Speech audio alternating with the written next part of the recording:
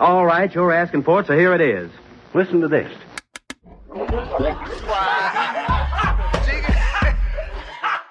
I want you folks laughing at we partners pod, kid. You understand? We in here drinking, singing, all that shit, dog. We sweating, getting wet, all that. All right, welcome to what we believe to be episode 251 of the Drinking Partners Podcast, aka Quarantines, aka we get out the house every now and again. Yeah. I am half of your hosting tandem, Ed Bailey. I'm joined, as always, with my co-host, Dave Bracey. Say what up to the people. What's good with you people? We are the Drinking Partners, and if you're looking for us, you can find us on IG, Twitter, Facebook. Wait, it's 2 or 2. Yep. Yeah, Yep, I warned the guests before we started. Yeah, this is gonna be a bunch of slip-ups. It's 2 or 2. So I'm Dave Bracey. We Yes. are the Drinking Partners. True. And if you're looking for us, you can find us on IG, Twitter, and Facebook at Partners Pod. True. You can find us on what is it? iTunes, Stitcher, Libsyn. iTunes, Stitcher, iTunes. Nice. iTunes, iTunes, Stitcher, Libsyn, Google Play, We Googleable. and Spotify at Drinking Partners. Man, this is 2 or 2 of 250 some episodes, man. Less the few that didn't make it. There's a And few. we're live at And we Cinderlands live here at on Cinderlands Spalding right Street. now, man. So this is like 3 of 2. Yeah, it's It's like the Yeesh. beer is already here. right. It's already here, and there's food. Right. And we're live and in full effect. It's a whole thing, man. It's all nice and like it lighted nicely and whatnot. We got these like crazy, these are fancy lights that we under right now. You'll see them in the pictures. Just swag-tastic. Yeah, I mean, but we've been asking you, and we will continue to ask you for all these years. Please hop on iTunes, hop on Facebook, rate and review. That's how we know what we're doing well. That's how we let others know that we're doing well, and that's how we continue to do well. So please hop on iTunes, hop on Facebook, rate and review. Listen, you love us. You used to see us out in public. You start seeing us again, and you would tell us you love us. If you were walking down Smallman Street and happened to walk into the Cinderlands today, you would say, hey, that's Drinking Partners. We love y'all. We love you But we guys. need you to, at the click of a button, please tell the internet, please tell the world, please tell us what you want to hear from us. Your life has changed. Our life has changed. How you consume media and how you consume beer. All of that has changed. Let us know what Right. you want to see from us.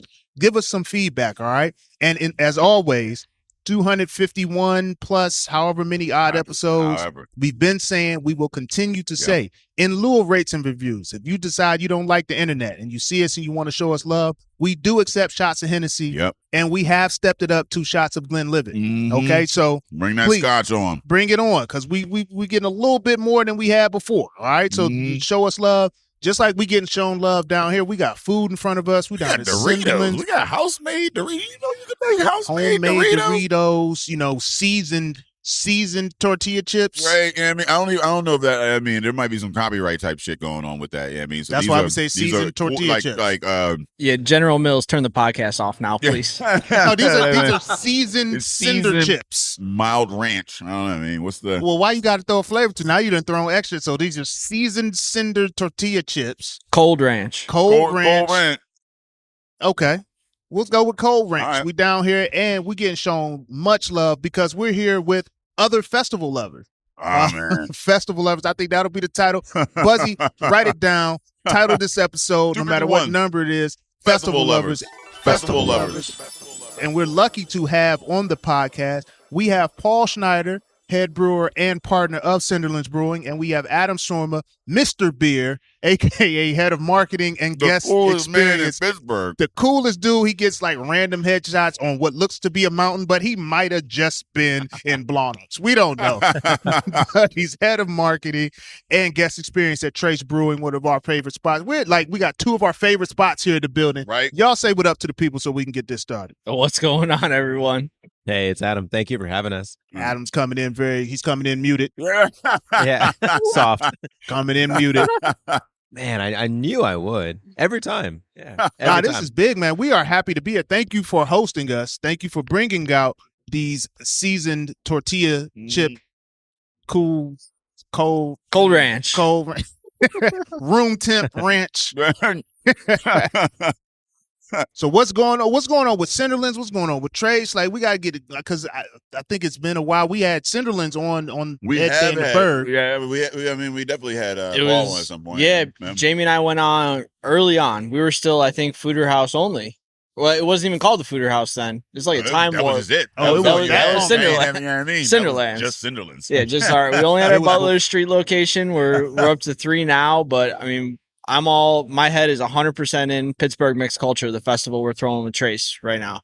It's all I'm thinking about. We're bringing a bunch of breweries from all over the country, some from Belgium, to throw a crazy party that's all about Saison and mixed culture beer on a farm about a half hour outside of Pittsburgh, and couldn't be more stoked on it. Some of my favorite breweries are coming for this. So that for the folks that are listening, that's why we have these two random guests on. I mean, like, you know, they're not. I guess we never did a cross collab. We didn't even. So Mixed Culture Fest. It was July 30th at the Freedom Farms, right? I mean, Freedom Farms Event Center. So apparently, maybe there's another Freedom Farm somewhere else. You know what I mean? But you're at the event center on the Freedom Farm. We're at the event center because they have like a farm market. They just opened the Corn Crib, which has like a collab with, I believe, North Country Brewing. Yeah. So they have like a brewery tap room collab where they're serving their, fresh produce and their meat and everything else. They're deep in it. Like they're a real family farm, and they're doing every week, trying to do whatever they can to sell fresh produce made right outside of town to the people of Pittsburgh, which is pretty cool. So, and we'll get into the location and whatnot, but first and foremost, why Mixed Culture Fest? I mean, like, how did this come about? And with thousands of festivals, right? I mean, and I'm sure you're in Pittsburgh. Y'all be Aadam. I be seeing y'all Aadam, right? And I mean, y'all be at all the festivals. Why Mixed Culture Fest, and how did it come about? Mixed Culture Fest is about a kind of beer that it doesn't get enough love in Pittsburgh. At the end of the day, is why this is happening. We're talking about Belgian-inspired beer. We're drawn from 2 major traditions. One being the farmhouse ales of rural Belgium, beers like Saison Dupont, for example. And then we're talking about the lambic beers, the blended, spontaneous beers brewed in and around Brussels. And those 2 threads are just incredible. They're some of my very favorite beers. They're complex. They get into longer aging. They get into some really beautiful fermentation-driven flavors. You get souring bacteria involved. This is where kind of brewing gets out of the science realm and into the art realm. And you have blending practices being passed down from generation to generation. You have dusty old breweries they look like something out of friggin' Harry Potter rather than Willy Wonka, right? It kind of takes you into a different realm. And these beers, for whatever reason, just haven't landed in Pittsburgh in the way that they do in other cities. You go to a city like Philadelphia or a city like Chicago that has had tighter relationships with importers and retailers who have been opening bars and bottle shops and supporting these beers and translating them to people and sharing their passion with people.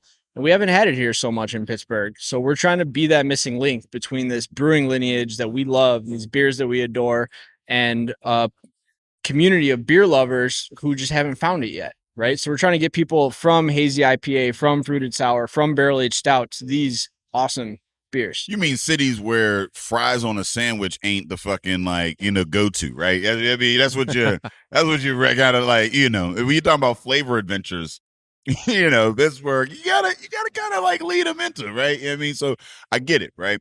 But what the fuck is a lambic? You were throwing out all kind of words, all kind of styles and whatnot. What is a lambic? And because I'm still learning always. You know what I mean? Like when you talk about like these barrel age and mixed firm and all this and whatnot, like what exactly is a lambic? And then what is mixed firm? Like what does that mean? Sure. Yeah. So lambic's a family of beer that has some very specific brewing credentials, and then it points towards a very specific finished flavor profile. So lambic is, first of all, the most important thing that happens is that it's spontaneous fermentation. So instead of getting a pitch of yeast from a lab where there's scientists and white coats who put it under the microscope and plated it and made sure that every single cell was the same exact strain of yeast with the same DNA so that your beer would be as consistent as possible, lambic brewers throw that all out the door. and they say, we invite nature in, right? Nature's going to lead this beer journey. We're not in charge. The brewer is the kind of person who rolls this ball, and then the curvature of the earth is going to take it wherever it's going to take it. And they take this spontaneous beer. Instead of pitching a lab yeast, you're pulling in yeast, bacteria, wild yeast, anything that's in the air into a cool ship, which Trace has a cool ship, and they're making spontaneous beer there, which is amazing that we're making spontaneous beer in Pittsburgh right now. So you just like you just like leave it out, leave pasture. Leave it out. And you just like let shit just fall into it. Let happen what will happen. That's so it. Is that one of the reasons why maybe they're not as popular here in Pittsburgh? The way that they're, because I'm wondering, because the reason I'm asking is you made a Willy Wonka versus Dusty Old Brewery reference, right? So right now we're in a more Willy Wonka-ish sort of setting, and I know Aadam, with you with the head of guest experience situation, you know, you're looking at the experience here, and I think that's a huge part of what's happening in Pittsburgh, right? Like the experience, you know, going to a brewery, it is a certain type of vibe, it is a certain type of experience. How much of the consumer is actually looking to find those new types of beers, or the dated of sorts type of beers, and maybe that contributes to it? What do you think? Like, I can jump in a little bit. Yeah, this is Aadam from Trace. I feel like, you know, if you were to open up our like top selling beers, like if you were like, hey, well, what does Trace sell the most of beer wise?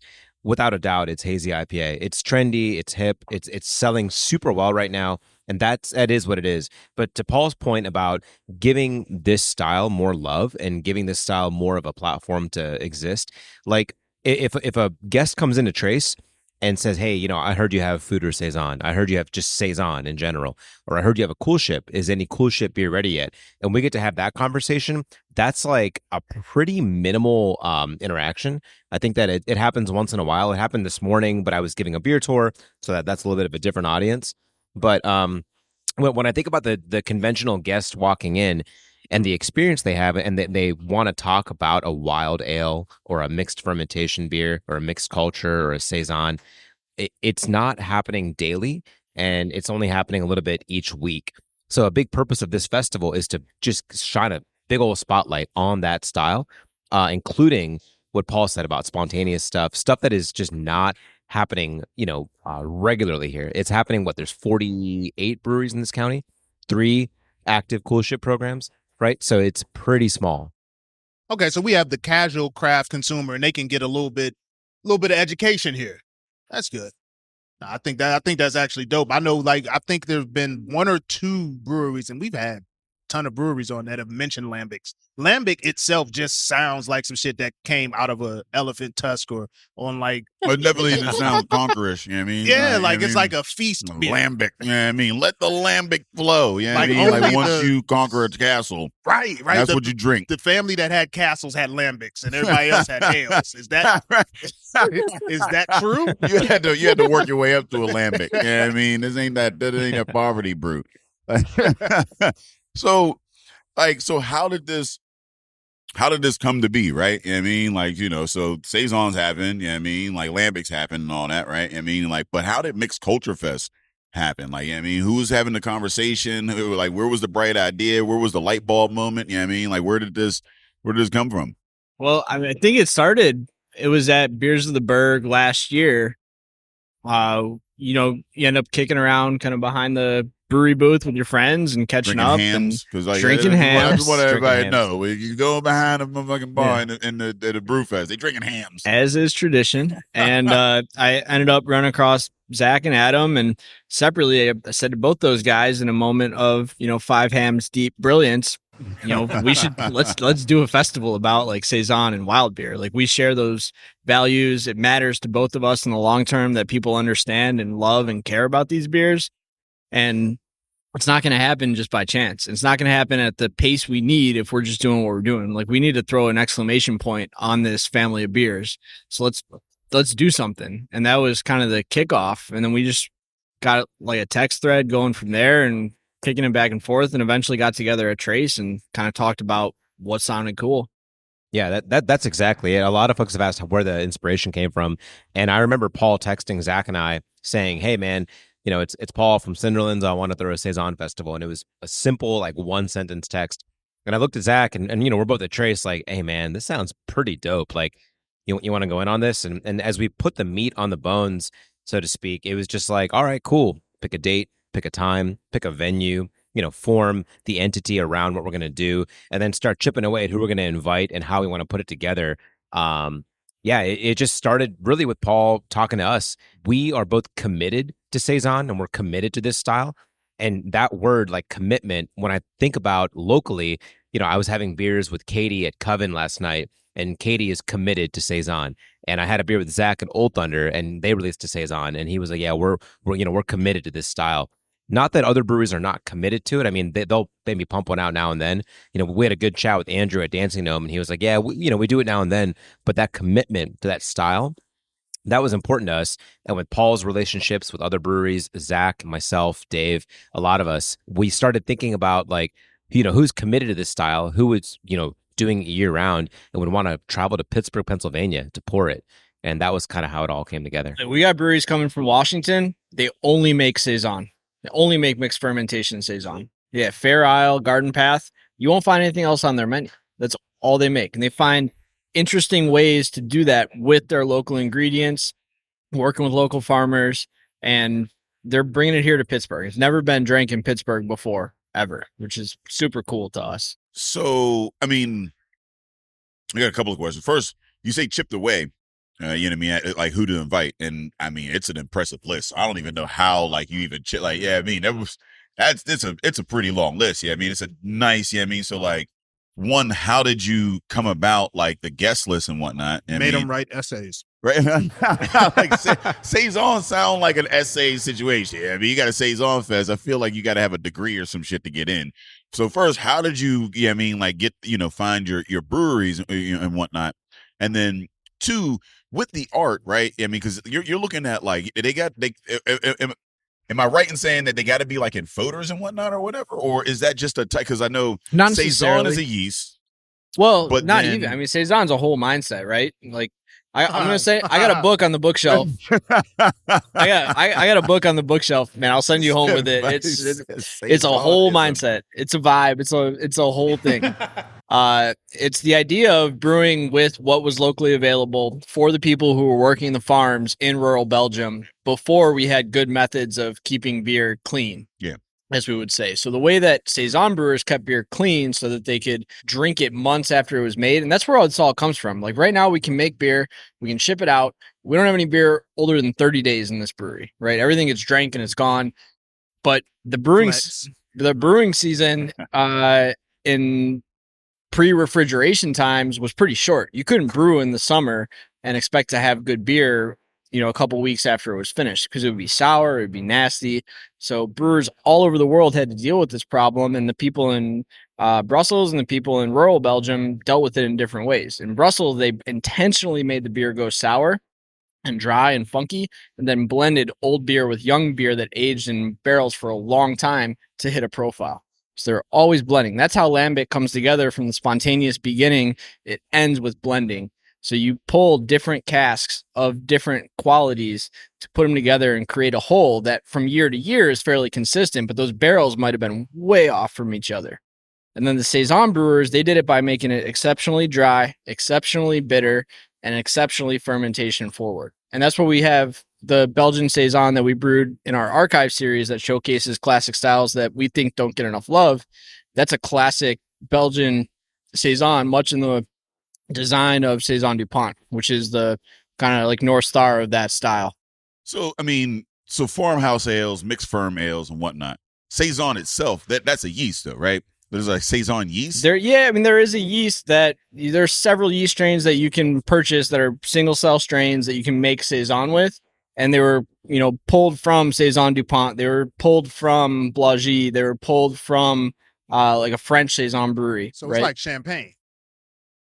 Yeah, you Well, gotta be Lam- out of from a Champagne. certain Yeah, I spot mean, to yeah. be If it Champagne, ain't yeah. from Champagne, then Lambic it's- is actually like that. There's an organization, and they'll come at you if you're calling something lambic Oh, or shit. goose, and it's not. Oh, yo, They did we? assholes. Imagine that being your job. Wow, The Lambic police. we might get a fucking cease and desist from the Lambics. That'd be You some could, shit. yeah. You mentioned like a lot of barrels, like a lot of wood, a lot of this and other. Is it a bit more expensive to make this type of beer? Like, I mean, like The is it- time, yeah. Like It takes a lot more time. Your first time home brewer probably ain't going to start out with saisons, It wouldn't. right? It wouldn't be a great spot to start now. Yeah, it sounded mad difficult. I was sitting here like, okay, so that's the answer to why we don't drink it. It's just too damn Yeah, difficult. because like when you say commitment to it, it's like, well, if you committed, you gotta maybe Now commit that makes sense. some dollars, right? And Yeah. you can't just be like, yeah, I mean, today we brewing a hazy and tomorrow saisons, right? I mean, Like, and we because even gotta- you can't even, from my understanding, you can't really, if you're talking about like these wild like yeast and whatnot, you really can't even like brew them. You kind of got to keep the brewing separate from your other styles because then shit gets funky, right? That's why we didn't touch it until we opened the warehouse, and then we could turn the original Butler Street Brew Pub into the Fooder House, So and then because it's all let it loose, right? It's like- so it's there- all- it's there's all Brett, dirty. Like, there's they- souring bacteria, and then so if somebody works down at the Fooder House, they don't come back and work in the warehouse brewery that day. Like it comes down to like your hands, they your brewing clothes, COVID. your hair. They out like- here brewing COVID. Like, hey, you brew a saison, we can't see you for a couple weeks. Don't bring that shit over here. Messing up Quarantine. our loggers. take the day off, sir. That'll do. That'll do, Photo House. Right? Yo, that's wow. But like the brewing culture in Pittsburgh even is a bit younger than some of those older, some of those scenes and whatnot. You're talking about like Portland and California and whatever. So like, given the fact that is a bit of a younger brewing scene, I guess that would kind of like factor into why maybe, there isn't as much saison and like, mixed firm like brews because of the cost that it takes to dedicate. I mean, like you got to dedicate space, time, and money in order to brew these beers. And equipment. Equipment, yeah. Even beyond that, though, I think the culture here is young. It's like you look at cities that have had a serious beer culture for a long time, like Philadelphia, like Portland, like San Diego, like Denver and Boulder, and like Chicago. Like there were restaurateurs, there were publicans, there were people there who were shepherding Belgian beer as soon as they were imported into the country, right? And a lot of this goes back to this crazy British dude named Michael Jackson who went to Belgium and Oh, Michael Jackson. fell in be a love with the little bit off. beers. It'd be a little bit off. It's like two like very common names put together, and then Michael Jackson. something gotta be weird. That's the Michael Jackson Foundation. Yeah, Garrett Oliver. You know what I mean? So yep. that's Yeah. that Michael Jackson. That Michael That's Jackson. okay. That's All right. Michael Jacksons are the same. So to the United States, Belgian beer was largely unknown. Everyone was perfectly happy drinking Budweiser and Coors and everything else. And there were starting to be like cheap air travel to Europe and back in the 70s, right? It became like affordable to say, hey, I'm going to take my family to Europe and we're going to go, or I'm going to go with my friends, or I'm going to go with my wife, whatever.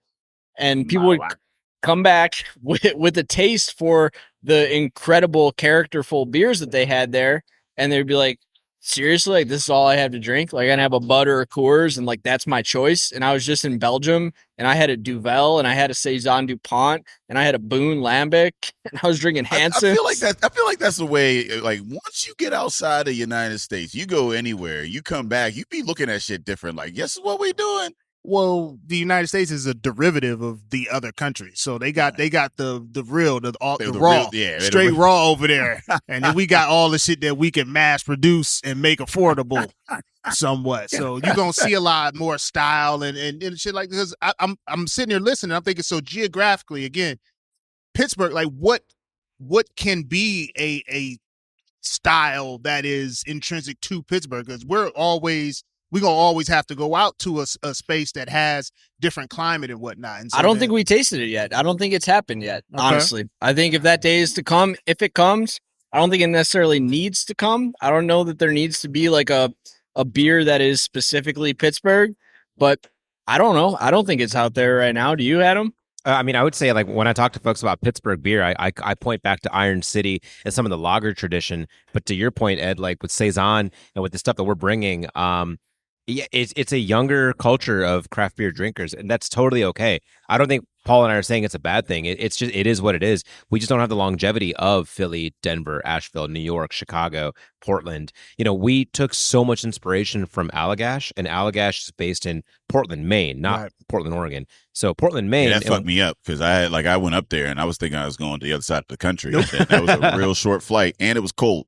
Yes. Yeah, and I actually have not been to Portland, Maine, but we've been on a few calls with their team, particularly their marketing team, and they've been super just kind and professional and very open to being like, yeah, y'all are in Pittsburgh, PA. We're going to come down. We're going to help you connect with these breweries, connect with the right way to throw a festival.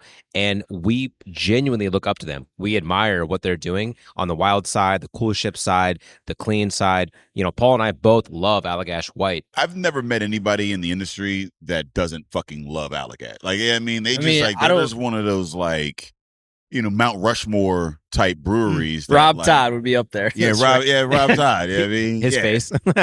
Dude, totally. Yeah, I feel that 100%. And it's something that I think about a lot when I come back to like the principles or the foundation of our festival and the why, going back to the why we're doing it. We were so inspired by them. And every time we got to try some stuff that would get dropped in Pittsburgh from what they're doing. Paul and I, when we had these early sort of like late 2021 text messages about throwing a Saison festival, the first brewery that came to mind that wasn't one of ours was Allagash.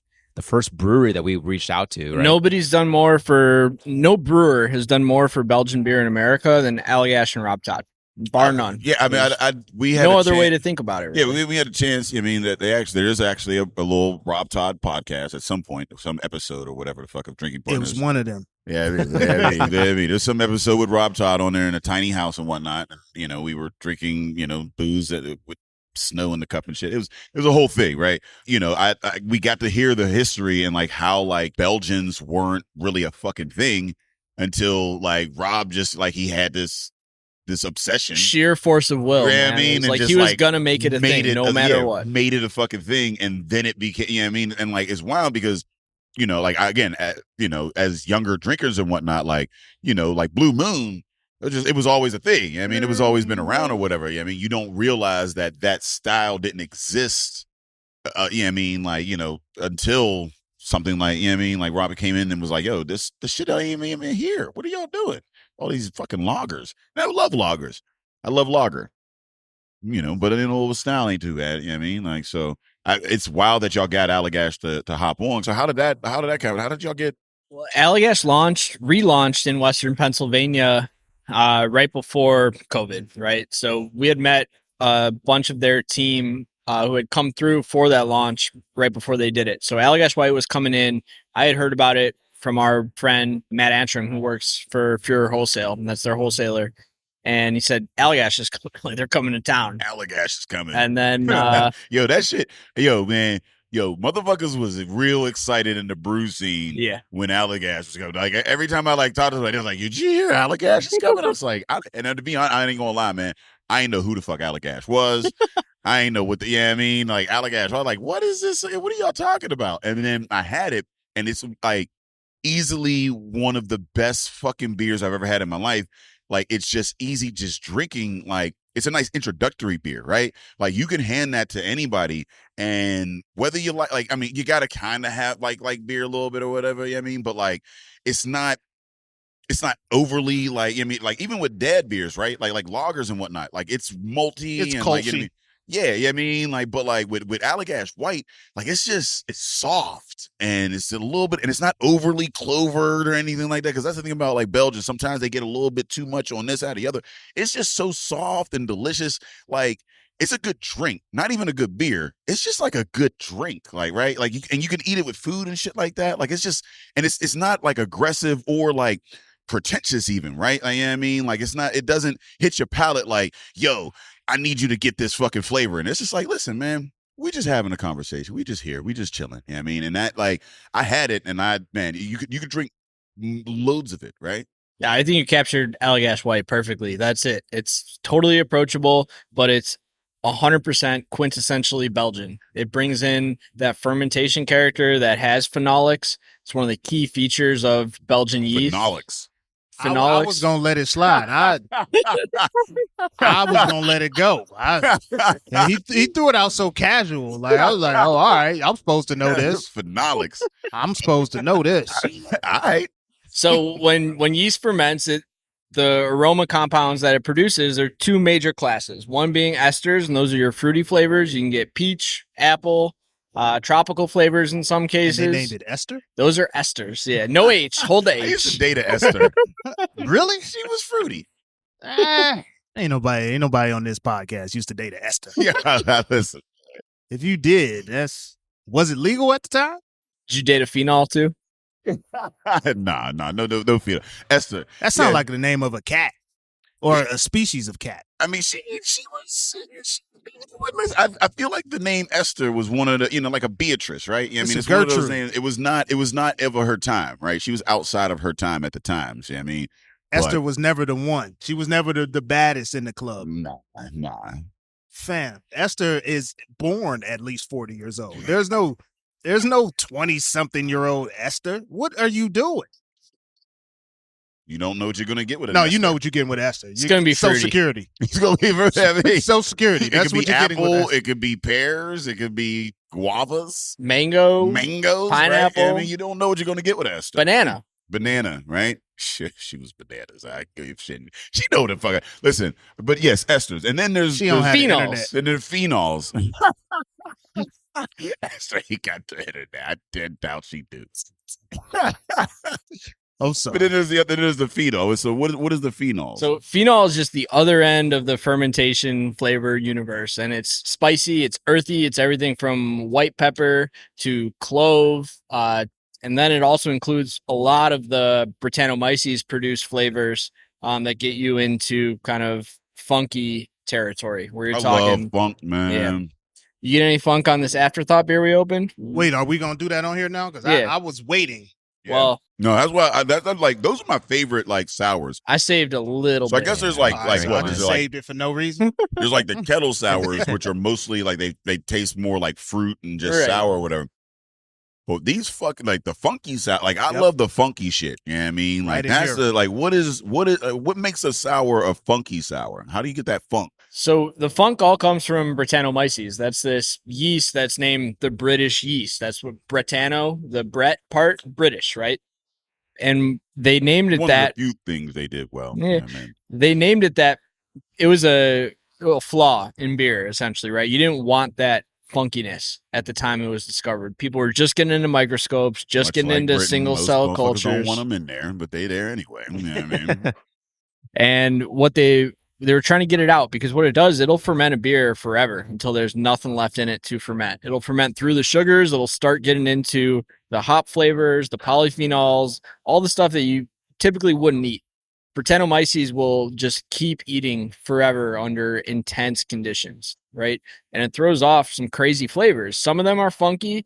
Some of them are like the really nice ones that I really like. Some of them you'll taste in this next beer we opened. Oh shit! That ain't even got a label on it. That's how you know it's special. Not released yet, but you get into like tapache, like fermented pineapple. Like, Tapache. yeah. So that's where like the Brett flavor comes in, this like tropical element. What languages you speak? Tapache. What the fuck is Tapache? Only elements. He lambics the language. He takes elements of the language and then Sprinkles blends them it in. with English. Yeah, I mean, Blended. they're blended. Again, mixed culture. You know what I mean? You ever hear mixing cultures with There your you go. language and whatnot. But what the fuck is a Tapache? Tapache is a fermented fermented pineapple. pineapple. So imagine making like a wine out of pineapple. Ooh, I you didn't about to even know turn the you ladies had- on. The ladies Right. is listening like, ooh, Why we ever had a slide fermented- I some didn't even know- tapache Is that across the wine? table to the wife. Is that like a wine? I think it usually comes in at a lower ABV than wine. I've never had like a Is it like a true mead? tapache. Yeah, neither have I. Like Um, mead is honey, apple is cider, and then I guess what? So Tapache is Tapach. pineapple wine. Yeah, I'm a I little. don't know. I think this is all wrong. Something about that just don't seem like that's true.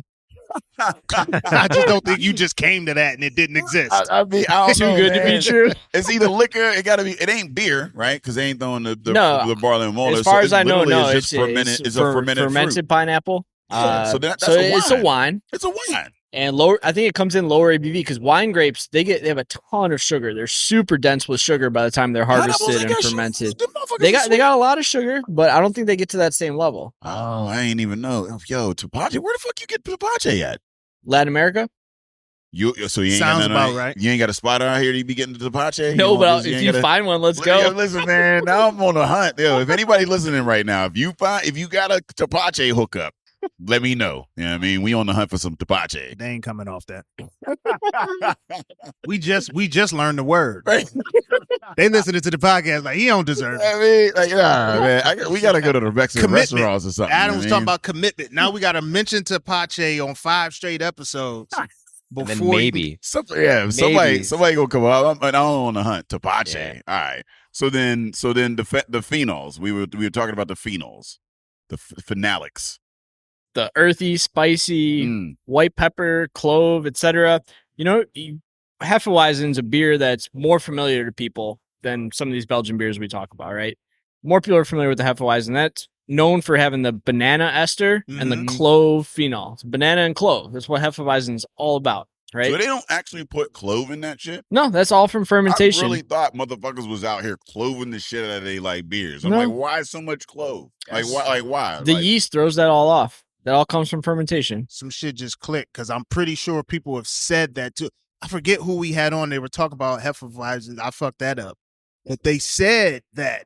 And you know, when we talking to brewers and stuff and they'll start throwing these terms out, I'm not gonna lie. He'll say, what the fuck? I'll just be like, all right, I'll just sit here and act like, all right, yeah. No, yeah, definitely. Banana ester. Yeah. Phenolic. Exactly. Yeah, I mean. Exactly. But now that you said, I'm like, oh, I think I've heard that before. Yeah. Like when I give a tour and people ask about flavor and aroma, it's all about sensory. And so what Paul is saying is that these yeast strains and these different, things that are happening, chemically speaking, are expressing the flavor of clove or expressing the flavor of banana. Just like in a hazy IPA, we're expressing floral, citrus, juicy notes that I think, sell well, that do well at Trace. But, I had a tour this morning of, a tour group came in and I wanted them to try Saison. And so they all drank Saison and they were like, oh yeah, cool. This is different. It's kind of funky. It's a little sour, a little tart.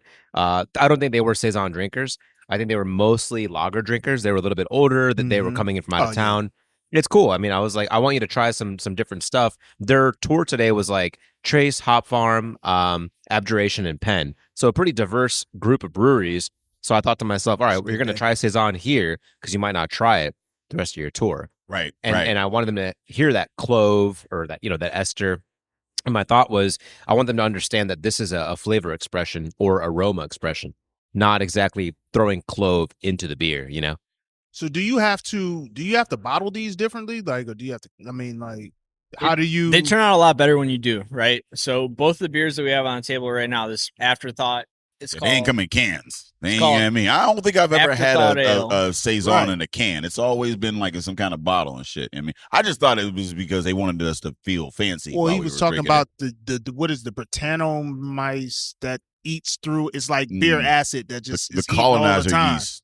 So you can't just put that in a can, right? You gotta. You can. I've had some Brett beers in cans. One of the breweries that's coming up to the fest called Resident Culture from North Carolina. They put a lot of their Saison mixed firm beer into cans because they found once you put it in the bottle, everybody looks at it different, right? You got a cooler full of all your beers. Oh, yeah, it's a fancy situation. And it's like, crack a can. You pull up with a bottle. The fuckers be like, oh, look at him with this shit. You put beer in a bottle, people are just going to put it on a shelf and be like, saving that for a nice time. Yeah, man, you gotta let people know. You gotta do a whole thing, whatever. I'm trying to get the sword, right?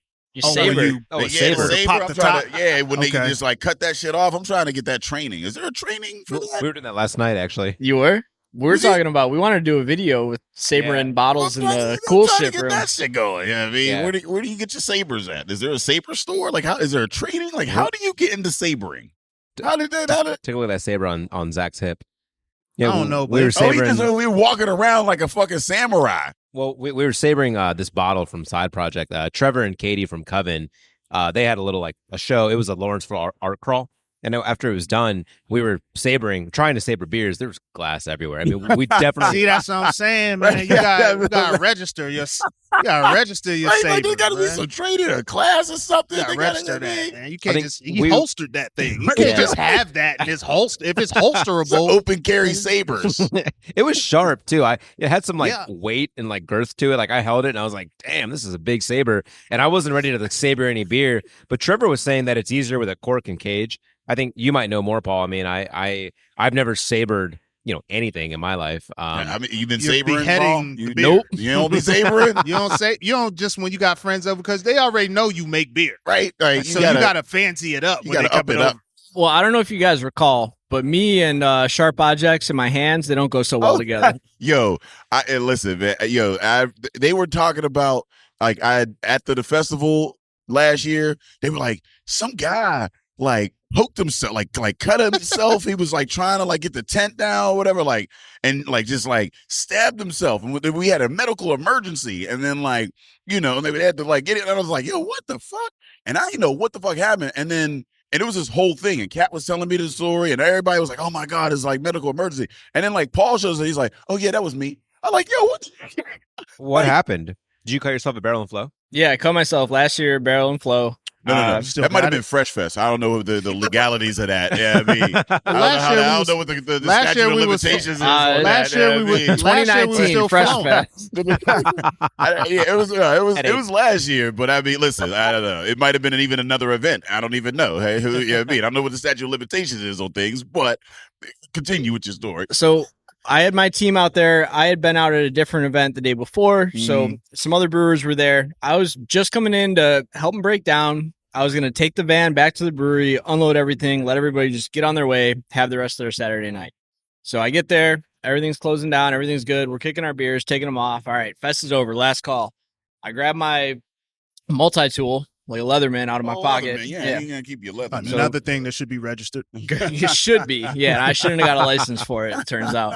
And I go to cut the banner off, and it's got this, really burly, it's like a super crazy, intense, tiny little plastic zip tie on it. Zip ties, And, man. Them motherfuckers is unnaturally strong. I just get the knife in there, and I have my way of doing this to be safe. And No. I Not when you're telling didn't do this it. story. I didn't do it that time.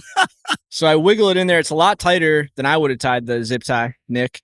And I just moved my other hand around the wrong place, and that thing, the knife was so sharp. It wasn't my Leatherman. My Leatherman's nice and dull at this point. I know it takes a lot of force. So this one just butter straight through the zip tie and then straight through the flesh between my thumb and index finger on my left hand. And I got an Shit, entry. it's still there. I got an entry and an exit scar there. I went to urgent care, got stitches. It was gnarly. I had it dressed and changed the bandage for weeks. It was That shit not good. always happen when you trying to be too nice. When you could have just went straight home and you be like, now let me just do this. And then all of a sudden something fuck it up. You're like, I shouldn't have even been here. I had no idea. I literally have never heard this story. I didn't know you cut your hand open it. Oh, and it was shit great because you know how it is at a beer fest. You see it's like this is your life. You see everybody you know. So Jackie Page is coming by. Paul, Oh, not Jackie. You Paul, know that she loud. looks bad. that She looks sound really quiet. bad. She You look sound like you're gonna quiet. pass out. You okay? That's not what you say to Yo. someone, Jackie. Come on, Jackie. I heard, and it's wild because I heard so many, there were at least a dozen people that told me the story about the dude that opened his hand up at the festival and shit, and nobody told me it was Paul, except for Paul. I was Paul like, walking "That was around you?" with the war wounds. You got scars from the festival. Shout out to Kat. Kat saved my life. I'm pretty sure. Yeah, She was yeah. like- She kept telling me, and she never mentioned it was you. I mean, maybe because she just didn't want to expose you for being an amateur at a beer festival. I have no idea. yeah, but, Buzzy. Let's edit this whole segment out. his tools exceeded his experience. Wild. His knife was too So sharp. maybe sabering ain't where you need to be. With Not that. happening for me, man. No. I'll But- stand on the sidelines. Yeah. So, how did y'all come about the venue? I mean, it sounds like I haven't been there. I'm looking forward to it. If you're listening, we will be out there podcasting live. I mean, we haven't done a live. Shit, is this the first podcast we've done live Since Two Phrase. Two Frays, yeah. You know what I mean? So it's been a while since we did a live podcast. So we'll be out there live podcasting, looking forward to it and whatnot. Also, we got a scholarship going on. So for folks, we got 10 scholarships out there. Right now, it's going on. If you're listening to this podcast, it should still be maybe going on and whatnot at that time and whatnot. But we got 10 scholarships that includes shuttle and the ticket going out there and whatnot, in collaboration with Cinderlands and Trace and Allagash. I mean, thank you all for supporting that endeavor as well. But tell us how y'all came about the venue. We actually buy fruit from Freedom Farms, and it goes into our saison. So we make mixed culture beer that comes out of our fooders. Then when it's fully mature, ready to go, we re-ferment it with raspberries and then blackberries from Freedom Farms. So they grow 800 pounds of fruit for us each year that ends up in our beer. So we knew these people, and they have some barns they built because they would get people coming in and want to do weddings. It's a really beautiful place up on a hill out in the country, beautiful sunsets. It's next to a state conservation area with a lake. And they said, we should get on this wedding thing. This is probably pretty good. Yeah. So they built these 2 barns just for weddings. Then they throw like big festivals all summer. And we thought, hey, if we could get those barns for one day in the summer and throw this festival that's about farmhouse beer out on a farm outside Pittsburgh, that'd be beautiful. So in putting the festival together, right? So many beer festivals, the beer can't just be the beer. So like, what do you think is the differentiating factor here? Like, it can't just be the beer. I mean, obviously the style of beer and the focus on the style is that, but like the experience, what do you think is going to be the differentiator? I don't like saying it that many times. Yeah, you're good. Yeah, I feel like a few things. I mean, we were thinking about folks who enjoy saison and folks who drink, mixed culture beer, and we were thinking like, man, it'd be great to, I don't know, just get more folks that look like me and Day and Ed. And so, working with some partners, particularly folks like the Diversity Council that's here in Pittsburgh, folks like True Tea, folks like Sisters Pittsburgh, PRWA, which is the Pittsburgh Restaurant Workers Aid. We wanted to give them some booth space to just be amongst our crowd and our audience. Huge. So we were just like, yo, man, I started doing some outreach pretty much back in January, February of this year, after Paul and myself and Dave and Jamie were like, yep, we're on board. We're going to do this. And we had our venue, we had Freedom Farms, and we had our date. Now we were just kind of filling it in. So we started reaching out to folks, and they were like, yeah, well, we would love to be on board. We've actually had other folks reach out after we've announced the festival. So the Hispanic Chamber of Commerce reached out, and we're like, shit, Tara? Yeah, maybe. Yeah, I got hit up by Angela, but she's on the Hispanic Chamber of Commerce that represents businesses owned by Latino folks. And they were like, yeah, we love this. We would love to volunteer. We'd love to be amongst it. We'd love to be, part of mixed culture because we are, our culture. And so we were thinking a lot about that. And so I think, having all that happening and then running parallel to Barrel and Flow happening 2 weeks after our festival. So reaching out to both of you and Dave particularly about working together to bring folks up, to give you guys space, time to do a Partners Live podcast. All of that was with the intention of, being committed to both the saison and the mixed culture beer, but the mixed culture of people who enjoy that beer too. I think it'd be really dope to look back in a year or two and see a time when people are talking openly about, these different styles, these sours and these saisons and these mixed culture beers, to make that part of the day-to-day lexicon of visiting a brewery. I think right now where Pittsburgh's at is, IPAs for sure. Lagers are getting a lot of love. It's dope. I love lagers. I'm drinking one right now. Or not right now, but the last beer. But I think that, getting to the point where we are talking about saison like this, it just takes some effort. And I'm very willing to put in that effort with the team at Cinderlands too, to make it happen. That's pretty much it, man. I mean, we were just like, we know who's going to be into it, and we know who is on that second sort of cusp of the Venn diagram. And so we wanted to purposely reach out to them, be like, hey, if y'all want to be part of this, you have a free space to do outreach, to do merch, to just honestly even just enjoy the fest and have conversations with the guests that are there. That was all done intentionally to diversify it. So you work at one of the most culturally diverse venues in the city, right? I mean, when you look at Pittsburgh in general, you go around, not just a brewery, right? You look at it borders on that Ava Shadow Lounge kind of feel where it's this mix of brewing folks and brewing crowds and whatnot, but also like you got like all these different types of like, you got drag shows down there, you got hip hop shows, you got like this, that, and the other, and you walk in and it's great. Like it's just, that's how Ava felt, right? Shadow Lounge used to feel, right? You would walk in and just everybody was there. Yeah, I mean, it was like an oasis almost, or whatever. How do you build something like that, and how do you bring something like that into Mixed Culture Fest? Man, a lot of it just depends on personal relationships, like being present and, showing up and allocating your time and resources towards supporting those folks. Some of that, a lot of that at Trace is actually Katie, our general manager. Katie came from Spirit and I came from Very Local. And when we came together, we were like, yo, man, like we really dig doing stuff around like Black and brown folks, queer folks, women, the gay community.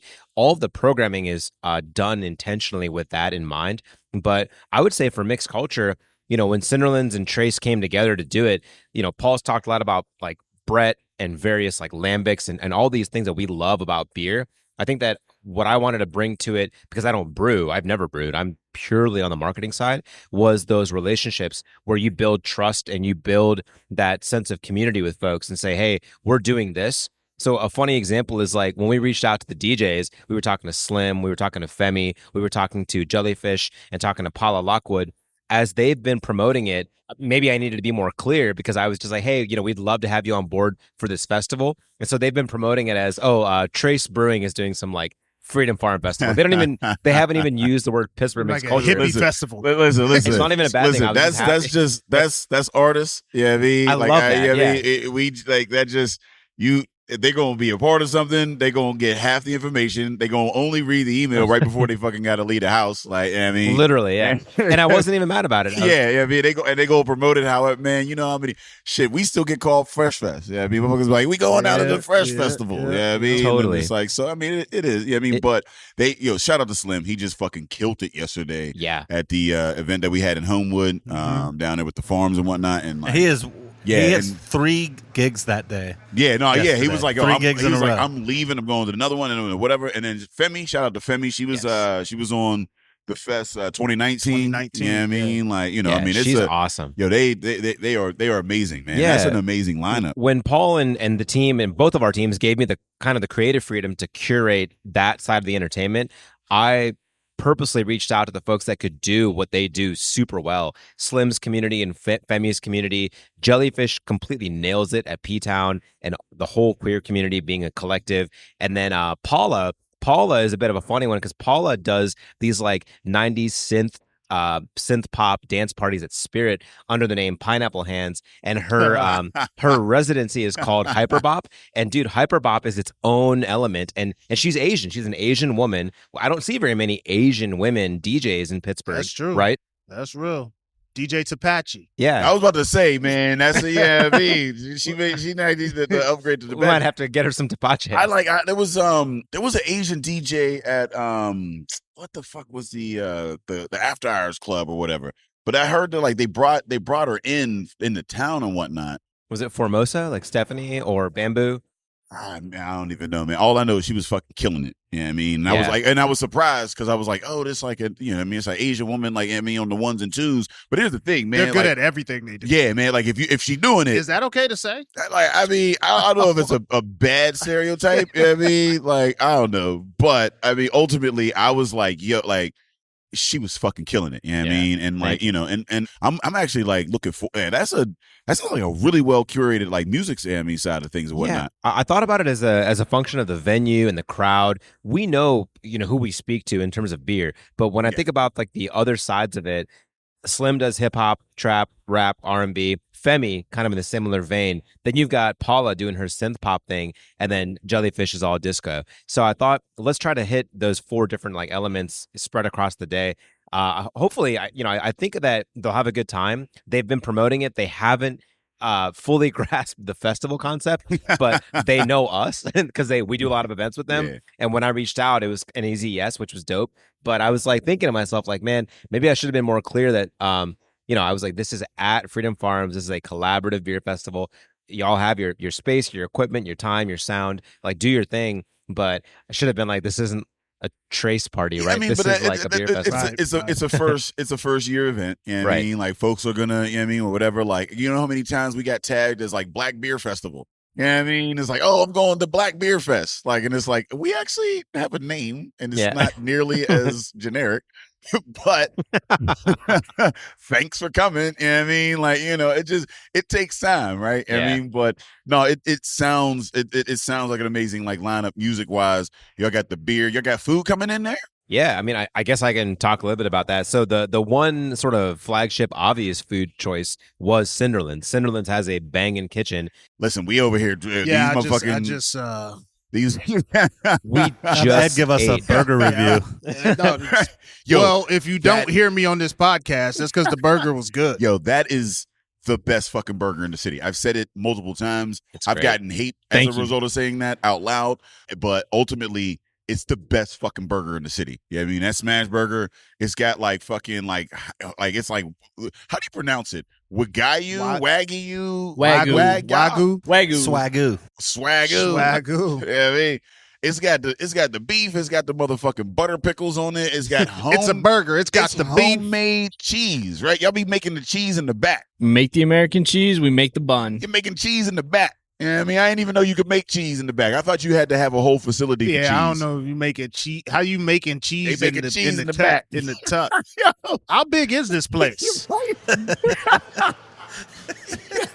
they got a cheesery in this motherfucker. The Like- cows are on the roof. Okay, like they got the cheese in the house and so shit y'all like make that. your cheese The and your buns, tortilla. like yo, it's top to bottom. It's an event. This is Willy Wonka. This is a circus. This is a circus in You here. got house-made Doritos and shit. You know what I mean? Not to be, not to get you sued, but goddamn, the motherfuckers. Cold Ranch, General Mills, stay home. No, it's funny when some of the Cinderland staff will come to Trace on off days to have a beer, and I've met so many different layers of Cinderland staff. Like the baker came in, like he's like, "Oh, I'm their the baker. And I was like, "What?" I was like, "You have never served me a beer." Who's the cheeser? Yeah, Like who's the cheeser? I don't think I've met the cheeser yet. I It's- need to thank that motherfucker. That's executive chef right there, man. yeah, Oh, is that Joe? No one else touches the cheese. Yeah. yeah. Cheese is good. It's just funny when I end up serving some of Paul's staff when they come to Trace, and I'm like, "Oh yeah, it's Monday or it's Tuesday. It's a slow day. Like they're all coming up to have their night out." And I'm like, "Oh, so like, are you front of house? Or are you brewing?" Like, "Oh no, like I make the bread." I was like, "You what?" Like, that's amazing. I love your bread. Thank you. Like, I've eaten it. I'm going to eat it tonight. And I had no idea that was what you did there, but thank you. And seeing like just, a lot of the stuff that happens here and then bringing it back to the festival, they are going to do that smash burger that we love and barbecue.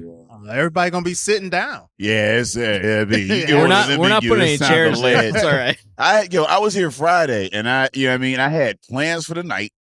I'm over here getting work done and shit. I'm like, all right, man, I deserve a night off, man. I had that fucking burger and took my ass right home. Yeah, ain't no. I'm done here.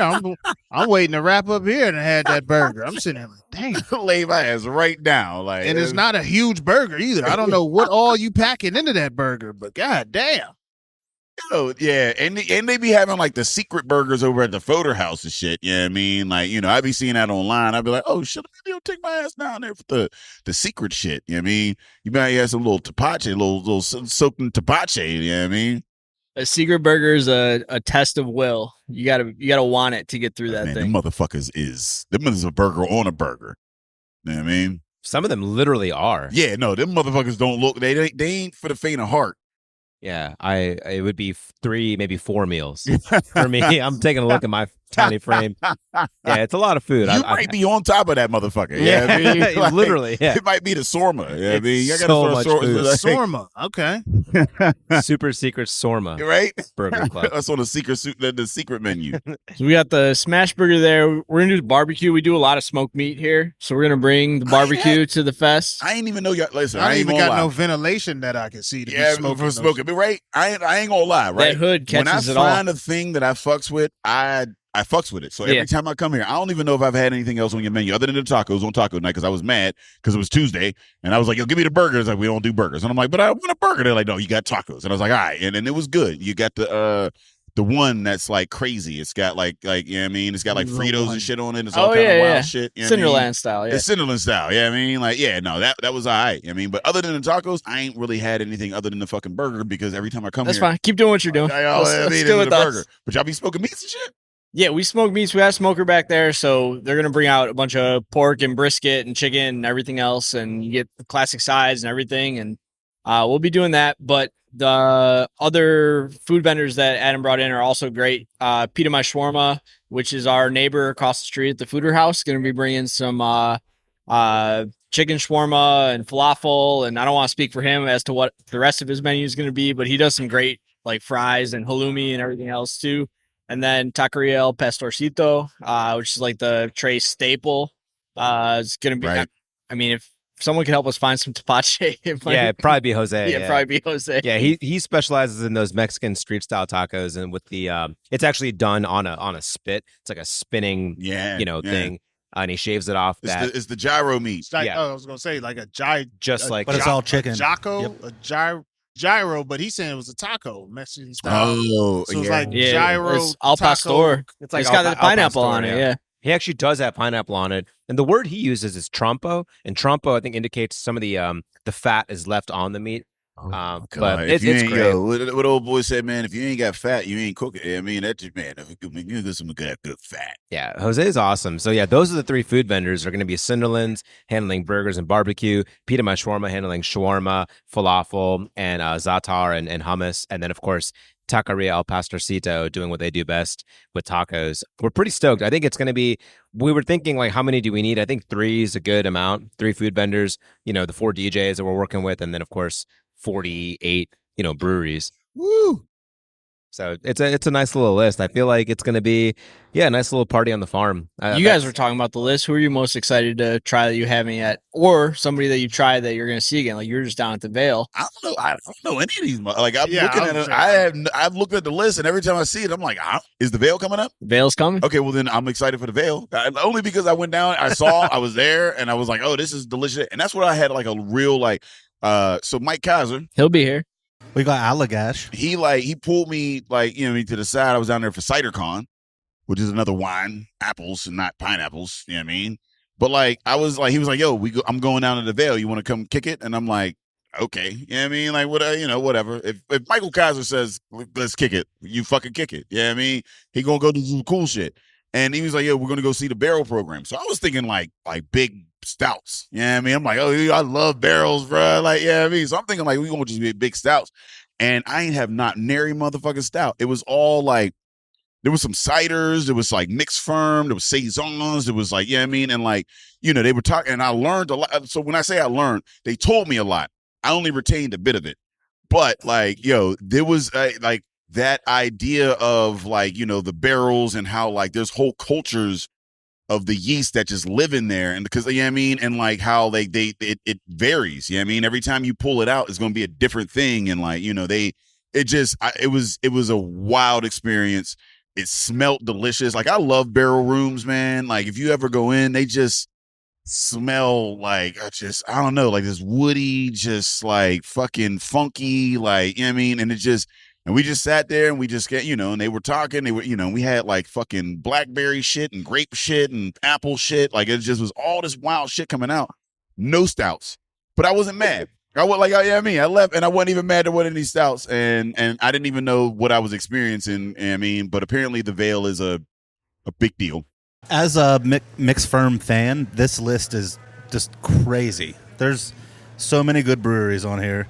You got Allagash, Ale Song, New Belgium, was like Resident Culture, Zillicoa, Burial. Just gonna have Buzzy stacked. make me a list. Like, give me 24 of them that I gotta go to because I can't do 48 and eat. Yeah, nah, shit, man. I got about 10 in me. Yeah, I mean, if I see 10 breweries in a beer fest, I'm good. That's about as much. You know what I mean? And it's wild because, with our festival, whatever, folks be coming in, they're like, oh, I'm going to try them all. And I'm like, you going to die. This is what you going to fucking do. And we ain't got the insurance for that shit. So, like, chill the fuck out. I don't drink much beer at our festival. No, Now I I think don't. about it, like it's just a bunch of running. It's like a lot of water. A lot of water for me at our festival. That's it, bro. Like, I might get like 2 taste of something, and then that's about it. I mean, I gotta stop at shout out to Mike's Beer Bar.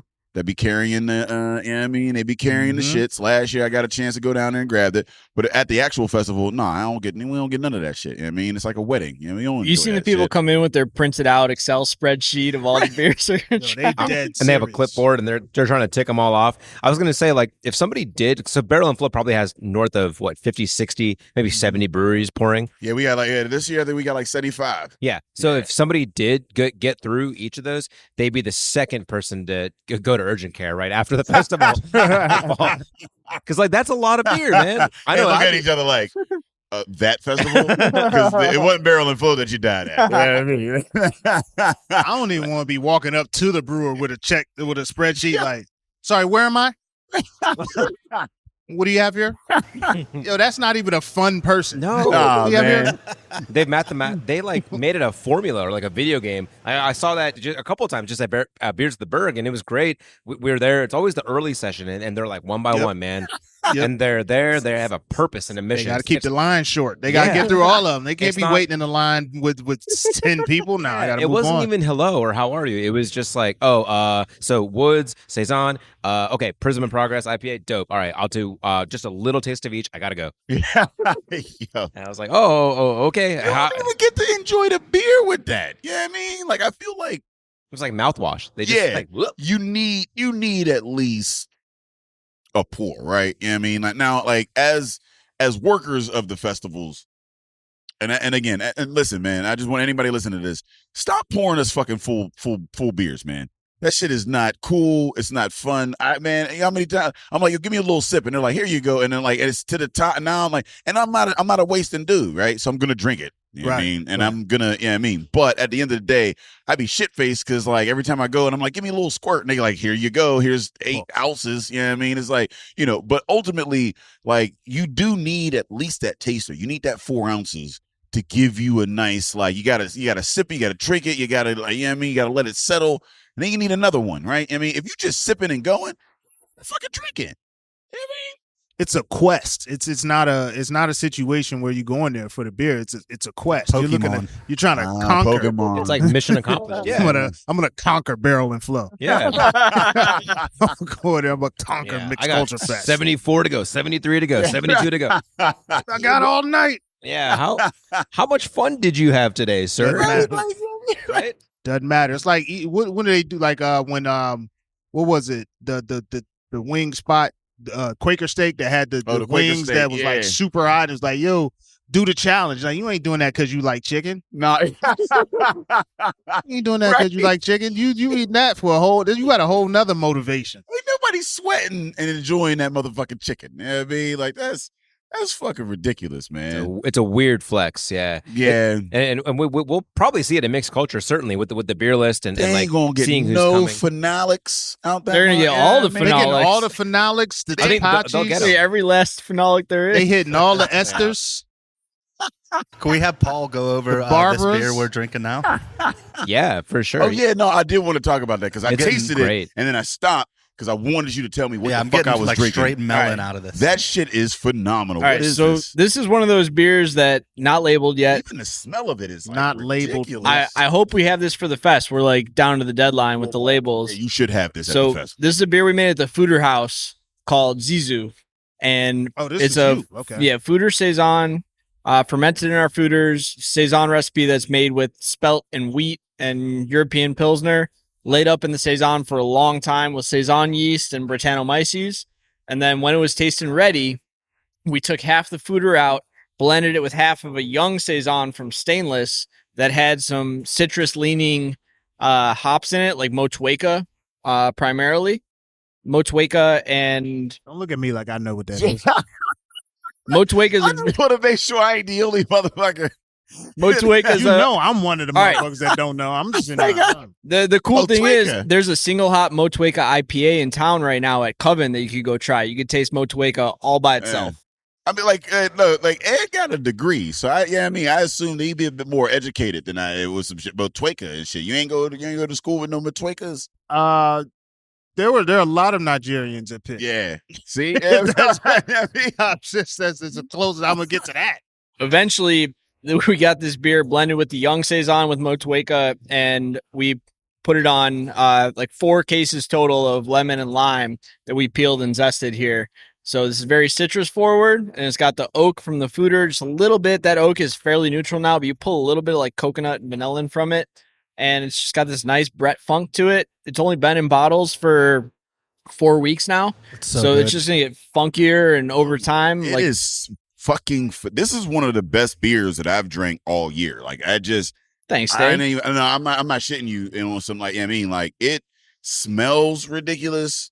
Yeah, it's like coconut cream, lemon, lime, melon kind of. There's all kind of shit going on in here. You know what I mean? Like that's what I said. Like I sipped it and then I put it down and I was like waiting for you to tell me what the fuck I was drinking. You know what I mean? Like it is. Well, that's what I love about these beers. You dig in and there are layers upon layers upon layers that you just can't make fast. You can only make it slow, right? No, I ran right through that.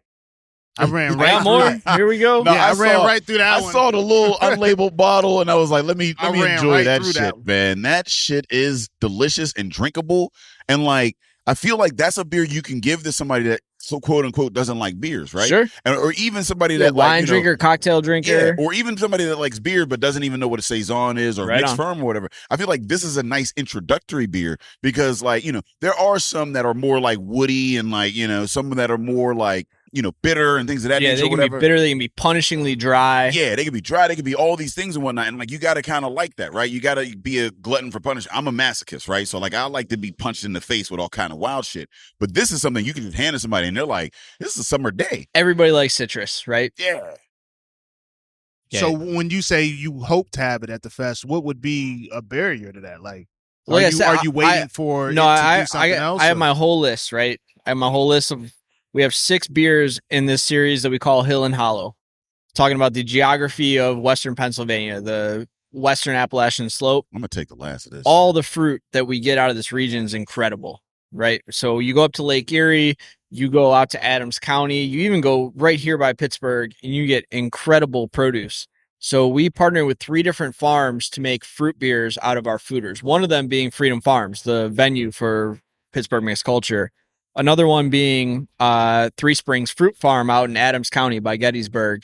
And they make Plowman cider. You might have seen that stuff around town. They sell a lot of cider in Pittsburgh, but they also grow a ton of tree fruit, including apples, cherries, apricots, etc., plums. So we made beer with their peaches and their cherries, 2 different berries from Freedom Farms, and then 2 different wine grapes from Galen Glen Vineyards out in Lehigh Valley in Pennsylvania. So we're bringing all those beers. They're all ready to go except the raspberry. They be growing grapes in PA? Yeah. They grow a lot out on the coast. There's a little bit in Lehigh Valley, and there's a bunch up by Lake Erie as well. Coast of what? Well, like, wait, we got coast? It's pretty small. It's not a big coast. I wasn't going, because I'll be coming off like a hater, but when you start talking about great produce, I'm like, it might not be Pennsylvania's coast. It might be like Delaware. I was about to say, that sounds like Delaware. But we're near their coast. Okay. All right, I'll let y'all. I'm not gonna hate on Pennsylvania. I'll let y'all have it. I didn't know he was growing grapes in this motherfucker. No, there's really good grapes. Said that because like somebody said like a local winery, and I'm like, how the fuck they do that? We serve Galen Glen here. They make some really nice wine, and we had a relationship with them. And I mean, this festival, everything comes down to relationships we have with people, and that's what I love to be able to show here. Is like we work with these farmers. We sell Plowman cider. We buy Freedom Farms berries. We sell Galen Glen wine, and we're taking all these producers in, and we're working together on making some really beautiful foeder beer together. And that's why I don't know what we're gonna have at the fest yet. This Zizu, the lemon lime saison. Eat that is shit. The lemon. That's like 1 among 10 possible beers that we might bring yet. So. I ain't had the other 9, but this. Well, just invite us to the whatever the testing night is to the final cut. So you're down to 10. Whatever y'all trying to decide the final cut, just give us a vote. Let us know. You know what I mean, also. Like I need if y'all got I need some more of that shit. I need more of that shit. Yeah, I mean, whatever. If they ain't coming or if it's there, if you know what I mean, I need to set aside something. But I need to get acquainted with that again. You know what I mean? You don't just introduce that to my life and then just take it away like that. You see what I'm saying? I know you're always calling now. It's like a maybe. Like, yeah, but I don't need maybes out here. I need some definites. I need commitment, right? We need commitment to style. Isn't that nice? I'm really glad you got to try it, man. To be honest with you, like that was my reaction when I remember sitting sitting here with Paul and Jamie and trying some stuff that they would like, test out and be like, wow, this is, really tart or really fucking different or really like fruit forward. This I had not had till just now. I thought you were pulling out the collab, and I was going to ask. I didn't have any cold. I went in the cooler. Oh, yeah. Someone got a little thirsty, it turns out. I'm not sure who it was, but. You should tell Ed and Day a little bit about the collab. So we have a collab? We have a collab that we're doing that is specifically for Pittsburgh mixed culture, which is Trace and Cinderlands. Paul and Zach brewed it, but I'll let Paul talk about it. So we actually took 4 different beers, 2 from Trace, 2 from Cinderlands, put them together in a blending tank, let them mature there, and then bottled that beer. And that's our Pittsburgh mixed culture collab. It's amazing. I drank it yesterday, and for the first time, because Zach and I not had it yet. And yeah, it's 1 clean saison from each brewery, right? And then 1 foeder age saison from each brewery. So 4 total saisons in the same beer, and that's our collab for mixed culture. Which, if folks, even if they're not going to the festival, I hope you come to the festival. But if you're not going to the festival, you could probably stop in at Trace or Cinderlands the week before the fest, and try it on draft, because we'll have it on draft service at both of our breweries, at our brewery in Bloomfield and at Cinderlands here in the Strip in Lawrenceville. We'll have bottles too. Yeah. And it's awesome. It's very, very different. It is, when it was bottled, is it in the 500 milliliter bottle? Yeah, same bottle. It's funky. It's delicate. It's an easy entrance for people. Like you guys were saying, it's not something that's going to hit you over the head. There's nothing objectionable about it where you're gonna be like, well, I don't like this about it. If you don't know saison, if you don't know mixed firm beer, if you don't know food or fermented beer, this is a great entry point. Yeah. It's got all the nice, fluffy, delicate notes about it, and none of the austere, harsh, off-putting things that come from super dry beer. Soft and oaky, and just it's gentle. And speaking on behalf of Zach, so I'm here representing Trace. But when I talked to Zach yesterday after you had left at in Ambridge, he was like, the one thing about this beer, this collab, that is, that he wants folks to know is we got lucky because we've only been open since the beginning of 21 at Trace. So when Paul reached out and we were going to do this collab, we needed to have some aged beer to put into it. You can only have aged beer if you have time. We only had that much time to age that beer. So that is like really lucky that we had the 18 or 19 months to age that beer to put into the collab versus you guys have been open since 2018 or 17? Yeah, our beer was younger than yours. Ours was 14 months. Wow. That we put into it. So it just like the timelines, the way they worked out to do this festival, to do it in July, to do it in Pittsburgh, and to bring that collab together, and to do 2 stainless and 2 aged, we actually had aged beer, and we haven't been able to serve guests cool ship beer, any of that stuff, because we're just too young. We haven't been open long enough.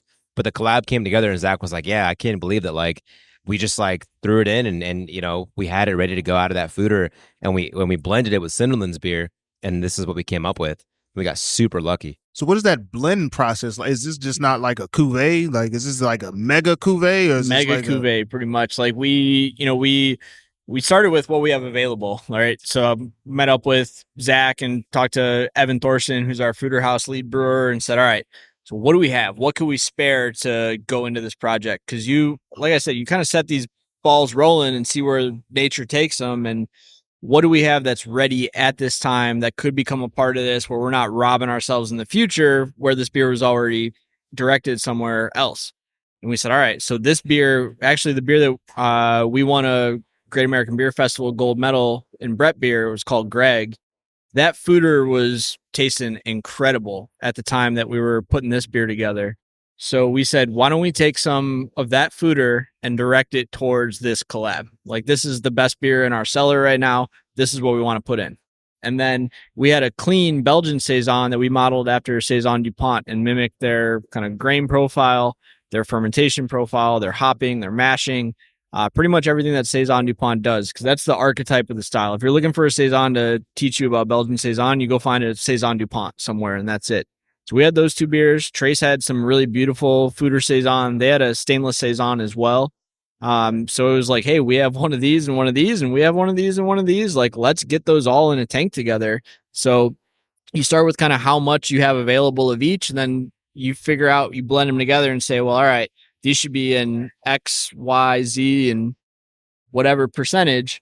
And then you say, all right, so how much of this can we make if we hit those percentages for it to taste right? And we're like, all right, we'll get like 50 cases and some kegs out of that. Send it. Like, let's do it. Just a thought and whatnot, right? I mean, like, because you're blending the beers and whatnot and putting them out, but why don't why don't they have more? Why don't breweries have more cuvées on the menu? Right? Like it feels like with like the sour and the hazy. Right? I love cuvée and the sour and the hazy. Right? Kind of cuts it in between or whatever. It seems like a cheap option, a menu option where you can have a new menu option and not have any more cost, whatever. What's the issue with the cuvée? Why don't we get more beer cuvées? You find grumpy old brewers like me, and I think we have 2,000-3,000 people walking through the doors every week, and my job is to give them a finished product in a glass that's exactly how I want it to be, and it tastes great for every person, and it tastes consistent for every person. Then you start introducing blending beers at the draft tower or whatever, I start to lose control of that, right? So I feel like I'm neglecting my duty to make sure that what everybody tastes is exactly what I intended, and then every quality control checkpoint we have in place, from receiving ingredients to packaging product, kind of goes out the window. You know what? I've been called a control freak myself, so I understand. I fully understand. Yeah, you know what? You do now. That's the end of that conversation. I kept bringing it up. I didn't get an answer, and now you hit you know what? You can't control it. You damn right. Especially like you get the all the rigmarole and all the back and forth with the brewers and like the folks pouring it, and like maybe you're getting a half pour, maybe you're getting a full pour, maybe it's like 2-3 quarters or whatever. Bartenders back there, a lot of whom I know and love, and a lot of whom walked in this building 2 weeks ago. So all right, I got you. Yeah. Dude, it's the exact same thing at Trace. I mean, speaking from the marketing side, if I market a beer, throw it on social, on Instagram, and I'm saying that it's this IPA or this lager, and somebody comes in and wants to try it and get those flavor notes out of it, it's got to be consistent. We're contracted with a few hops, so we're going to use those hops throughout a few different beers. Just like Paul was saying, I feel like it would be very frustrating for me as the marketing guy to market, say, an IPA like Prism and Progress, one of our Pride IPA, and to do it again and for it to taste different. If guests came in on a Monday and then came in on that Friday and tried it and it tastes different, they're going to say something, right? There's an off flavor, something's going on. And that consistency, even for non-wild beer, for clean beer, it's super important. Yeah. Once you start getting into the mixed firm, open fermentation, wild stuff, you are letting go of some of that control, and you're basically kind of hedging a bet. You're kind of throwing it up to the marketing gods like a Hail Mary, like, man, I hope this hits, because I want folks to have a good time. I mean, even looking out right behind us, 3, 4, 5 guests sitting at the bar having what they're having, you want to make sure that it is a good experience. I think about that all the time. And that's just like part of the hat that I wear, is like thinking through every decision I make from the guest perspective. Market it as you tell us. And then you convey it. You tell us what you thought of it. What did it taste like this week? This week on Trace, we've cuveyed X and Y. Here you go, man. So with this, I mean, is this something that you all think is just going to be for this festival, or something that you think you're going to do moving forward? That's a great question. So I would say, yeah, for folks listening to the podcast, like, you can come into Trace or Cinderlands, try this collab. It is the 4-way collab Saison that we're doing with Cinderlands. In the future, probably looking ahead to 2023, I think that, we were talking with Buzzy and the guys about this brewery list and the attendees and folks getting excited. I think that you'll see future collabs. It all depends on, like Paul said, what's ready and when it's ready. This exact one would be hard to replicate, given that it is aged beer from our fooders, right, and aged beer from their preferred fooder, from Greg, because Greg was their the gold medal winning beer from Cinderlands. So I think that, to answer your question, the answer is yes, but it might not taste the same. I think that's like cool to me. That's the thing about the mixed firm and all that, right? Is that like you really can't have consistency with that, because every time you throw it in there, it's going to be a little different given how the shit mutates and whatnot. I mean, but like it also makes it special because we just drank something that is never going to be replicated again. It can't be, you know what I mean? Because if it could, then it would just be, DuPont, whatever yeast that you're throwing in there, just like, whatever. So like, I feel like that's something special about this festival even, is that all the beers that you're having there, you can only have them there that year. Dude, totally. Even if you brought all the same brewers, even if those same brewers brought all the same beers, like quote unquote, the beers wouldn't be the same, because literally you can't, I was talking to, Matt out at 11th Hour or whatever, and he's like, we have a name for the beer, but like we just have years on it. You know what I mean? So this is the 2020 version, this is the 2021 version, whatever, because you have to have that on there Not like a hazy or any of these other styles, because you could do that consistently to a T. But you can't do that with mixed firm. You have to this is the 2020 year, and that's going to be a little different from 2021 and 2022. Same with this festival, is that whatever beers you get, whatever folks are coming there, whatever flavors you got there this year ain't going to be the same as next year. You know what I mean? And I feel like that might even be something that, as this festival continues, that folks can kind of look forward to, is the similarities, but also the growth and the differences in those flavors. Thanks, Dave. You just wrote an Instagram post for us. That's literally it. That, honestly, what you just said is exactly what I've been trying to say for the last 90 minutes, because you have brewer and you have nature. And at the top of the episode, Paul said there's science and there's art.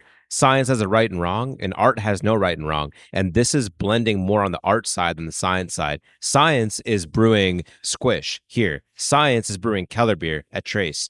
Art is brewing what we just drank tonight. What we just drank tonight. There we go. You just named the beer. What we just drank tonight. That is a beautiful name. Great name. That is a really good name. There we go. So I think that's a great wrap up summation of what we discussed today. And so for the listeners, let them know where they can find you, your respective breweries, and how they can get entry and tickets to Mixed Culture Fest. Look, Pittsburgh Mixed Culture is at PGH Mixed Culture. That's PGH as in Pittsburgh Mixed Culture on Instagram, on Facebook. You can also go to pghmixedculture.com and you can get tickets there. We're selling tickets all the way up through the fest until we sell out. We're on early bird pricing until the 15th of the month. And I think that upon publication here might be 2 days. You If missed you're your listening chance. to this, just get should gen have admin. known. Just get general admission. Don't. We got an incredible list of brewers coming from as far as the state of Washington. We got a great cadre of brewers from Washington and Oregon coming out. We got Driefonteinen from Belgium is coming. They make some of the best lambic and goose in the world, and they'll be there. We're gonna have some goosery Tilkin for the VIP hour, especially. And these are really, really special beers, and they'll be in Pittsburgh, and then they won't. And you'll be waiting for the next Mixed Culture to ever taste them again. So this is your shot. We got a couple weeks here to get in on the fest, come drink some beers on the farm, and then that's it. I'm taking a nap after that. Yeah.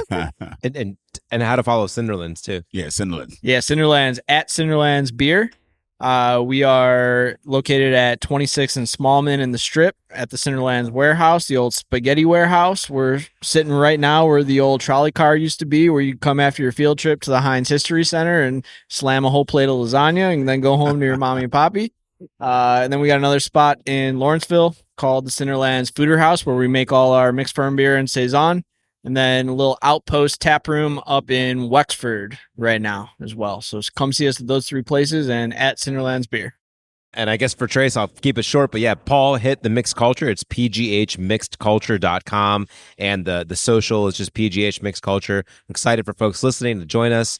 And I'm Aadam, and Trace is just Trace Brewing, TRACE Brewing on Instagram, Facebook, and Twitter. And yeah, man, I appreciate y'all listening, and I appreciate you guys giving us some time to talk about saison and mixed culture beer, man. Thanks for making a fest that's about more than just beer, leading the way for all of us. Hell yeah. Hey, they let the people know where they can find us if they haven't found us, even though they're listening to us. Real quick, little self promotion, because this is coming out this week. Funk Night is Friday with a guest DJ C. Scott. Speaking of funky beers, The next Friday, on the 22nd, which you could probably drink the Cinderlands Trace collab. Maybe some funky beers with them funky brews. I'll be DJing myself with friends, and then the 5th. The following month on the 5th, we have Bus Crates closing out the Funk Night. Yeah. Bus Crates. Some Barrel and Flow alumni. Shout out to Bus Crates. You know what I mean? Woody High also. You know what I mean? We are the Drinking Partners. If you're looking for us, you can find us on epicastnetwork.com/partnerspot. You can find us on iTunes, Stitcher, Libsyn, Google Play, and Spotify under Drinking Partners. You can find us on IG, Twitter, and Facebook at Partnerspot. And then Barrel and Flow, another festival, a couple of weeks afterwards. We'll be down in the Strip District. Actually, we'll be up like 2 blocks down. I think you're literally about like 2 blocks down. From Not far. I think it's 2 blocks from here. It's about 2 blocks down from Cinderlands. You know what I mean? So come down to Cinderlands. We'll be smashing burgers. They'll be smashing burgers down there. 2 blocks down from Cinderlands, you'll see us down there, Barrel and Flow. We'll have about 75 breweries, about 55 collaboration brews specifically for that festival. We'll have about 30 food vendors, about 30 goods and service vendors, 2 music stages, 3 live art stages. We got VIP. We even got conferencing on Friday, bottle shares. We got fucking, we got the Sunday brunch. Shit, we even doing a little Thursday night thing for the VIPs here at Cinderland. Yeah, this is for breweries only. If you're not a brewer, just hit mute real quick. You go ahead and turn this off. But go get that VIP ticket and maybe you can find some shit out. You see what I'm saying? So check us out. August 13th at barrelandflow.com. And you could check us out July 30th at Pittsburgh Mixed Culture Fest. Right. We be talking shit like we've been talking shit. So we want to thank Paul and Adam for coming out. One, thank you all for putting that together, man. It's great to see beer festivals that aren't just about beer.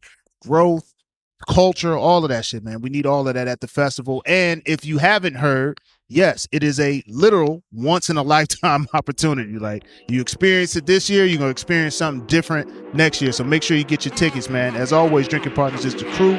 Epicast is the family. We is Aadam. Boom. What we drank tonight.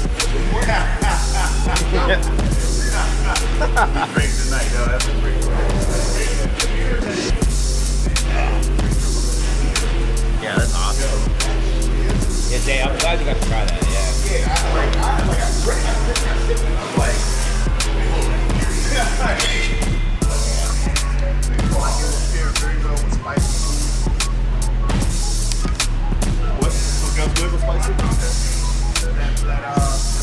What we drank tonight.